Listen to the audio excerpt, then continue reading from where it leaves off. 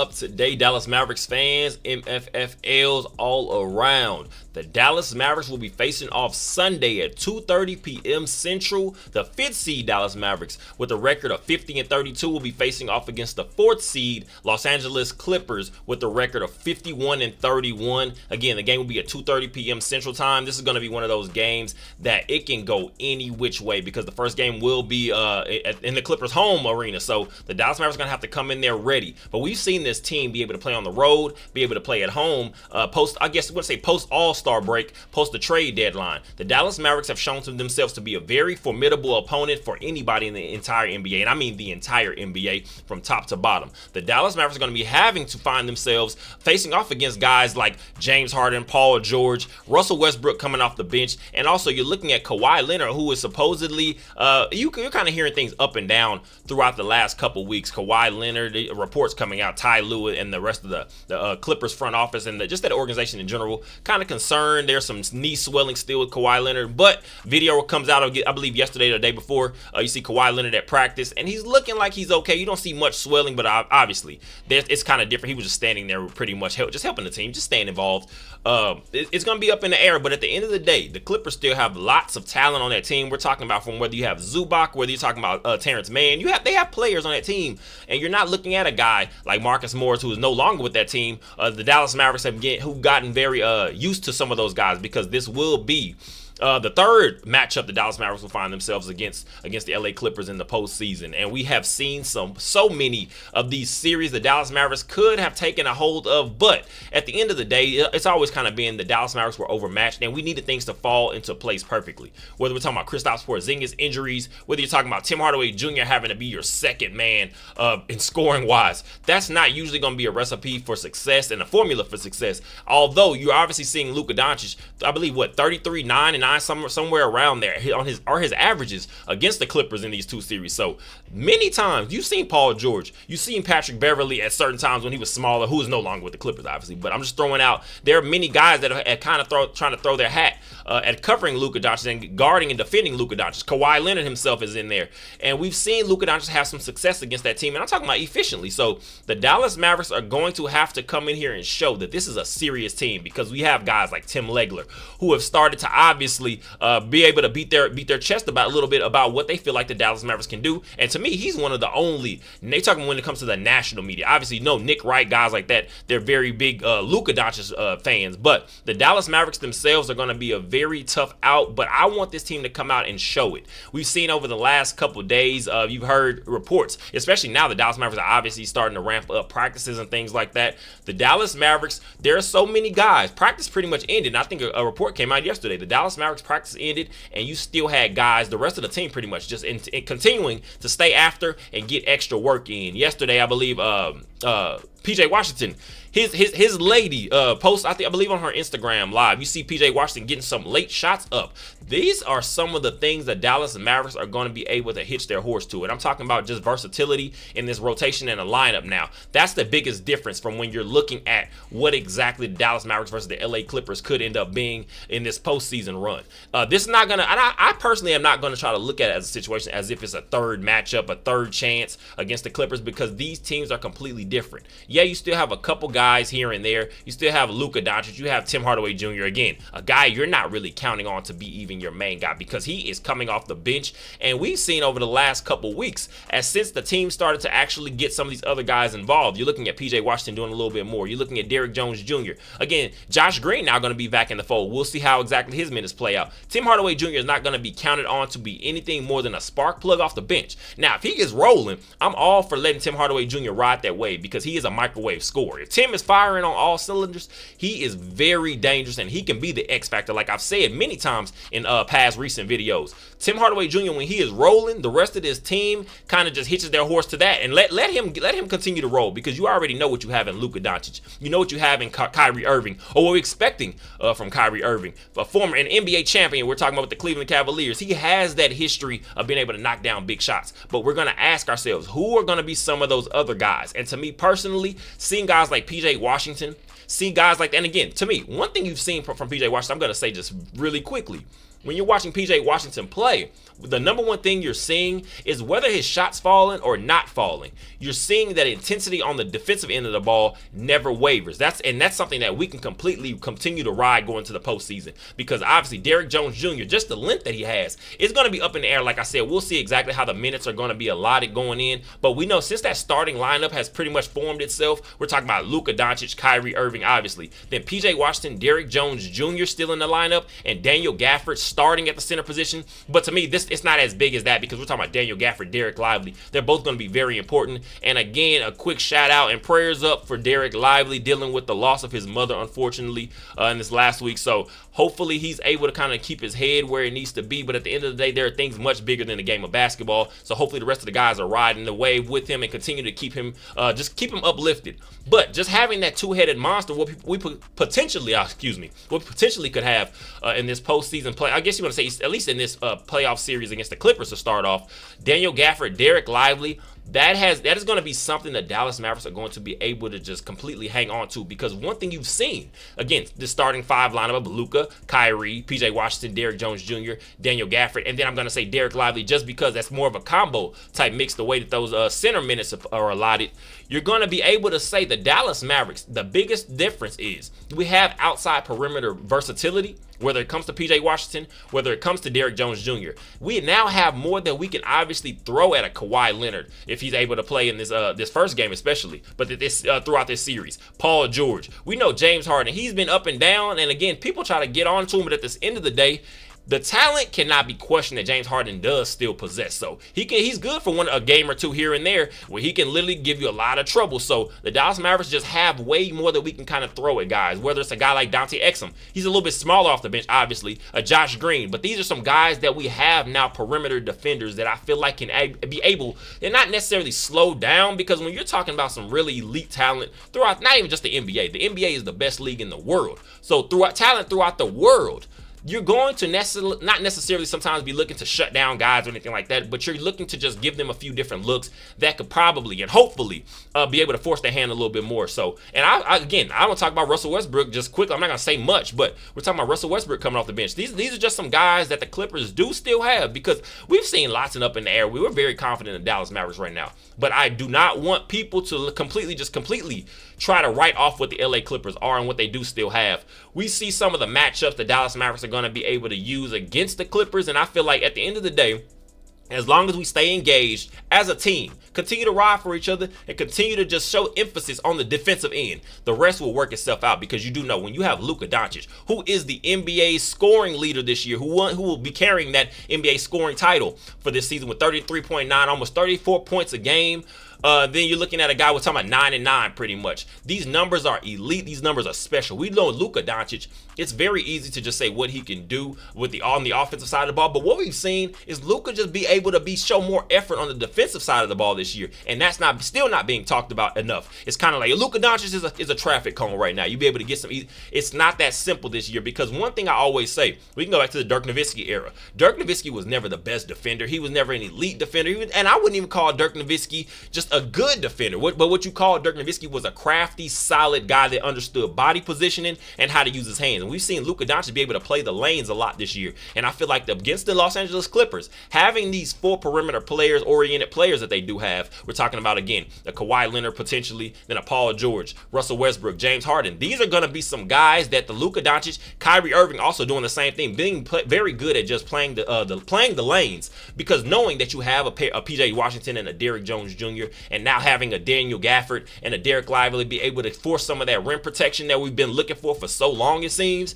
Now, Luka Doncic, if he can just show himself to be engaged, that's all we need. Kyrie Irving, the same thing. Just be engaged. We're going to be able to give the Los Angeles Clippers some trouble. But, again, there's still a team that the Mavericks have got to focus on and stay fully connected with, because at the end of the day, again, this is the postseason. Everything that you did during the postseason doesn't matter. I mean, during the regular season, excuse me. And all the stuff that happened during the regular season does not matter. Completely write that stuff off, because now we're back to 0-0. And it's as simple as that. In about 58 games this year, Kyrie Irving is averaging about 25.6 points per game, almost 26 points a game, about 5 and 5 on rebounds and assists. in 58 games, like I said, Kyrie Irving, it's kind of unfortunate because you would have liked to see what exactly, if you can get Kyrie to maybe even 65, maybe 66 games, somewhere around there, where exactly the Dallas Mavericks record could be. I see us sitting in a top 3 seed, top two seed potentially. I'm saying because one thing we saw was just so many injuries, but I will say also at the same time, the Clippers that faced off against the Dallas Mavericks early in the season, those 3 games, all 3 of them had nothing to do with the team that we have now. This is a completely different team, and fortunately, I will say fortunately, I feel like we can use that to our benefit, that the LA Clippers have not gotten to see anything outside of the Dallas Mavericks, outside of film and watching games, obviously. You can see the Dallas Mavericks have a lot of potential and a lot of things that they can do now, much different than earlier in the season. You're talking about where you're looking at a guy like Tim Hardaway Jr., who was pretty much running away with potentially the 6th Man of the Year award, and then obviously I'm guessing you're going to say those odds fell way off once you look at and start adding some of these other guys, and now you're not looking at Tim Hardaway Jr. to be anything more than a spot-up shooter